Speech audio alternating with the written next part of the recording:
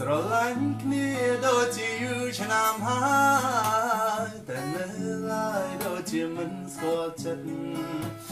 អ្នកណាខំអ្នកណាលាការពិតដឹងក្នុងចិត្តមិនចាំបាច់បោះស្រាយ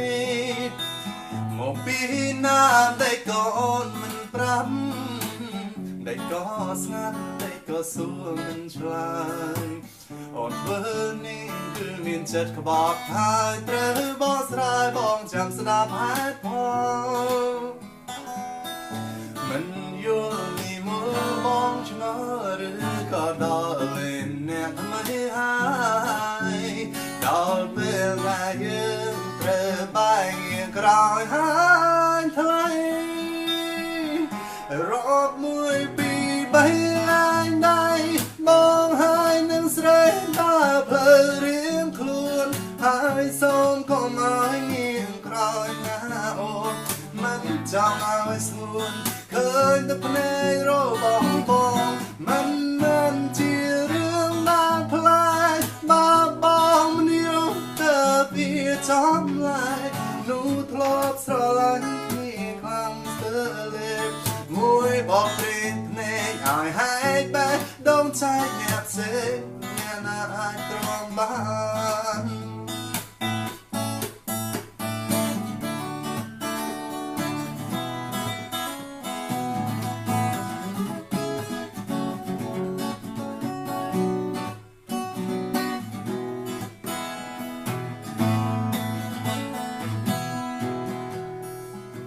ស្រឡាញ់គ្នាជាច្រើនឆ្នាំមកហើយតែចុងក្រោយនៅតែត្រូវបែកគ្នា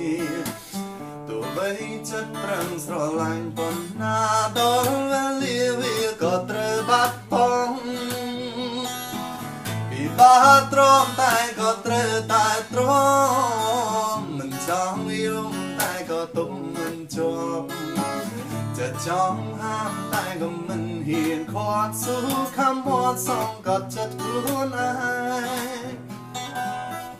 មិនយល់នេះមកបងឆ្ងល់ឬក៏ដល់លេងអ្នកថ្មីហើ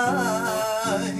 ដល់ពេលដែលយើងត្រូវបែកក្រោយហើយថ្លៃរាប់មួយពីរបីឡើងដៃបងហើយនឹងស្រែកដល់ភ្លើរៀងខ្លួនហើយសូមកុំឲ្យងាកក្រោយណាអូនមិនចង់ឲ្យស្ងួនឃើញទឹកភ្នែករបស់បងមិនមែនជារឿងដែលផ្លែបើបងមិនយំទៅពីចំឡាយនោះធ្លាប់ស្រឡាញ់គ្នាខ្លាំងស្ទើរលេបមួយបបព្រេងភ្នែកឲ្យហែកបែបដងចែកអ្នកផ្សេងអ្នកណាអាចទ្រាំបានមនុស្សធ្លាប់ស្រឡាញ់គ្នាស្ទើរលេបតែមួយភ្លែបែកជាភ្លេចគ្នាបាន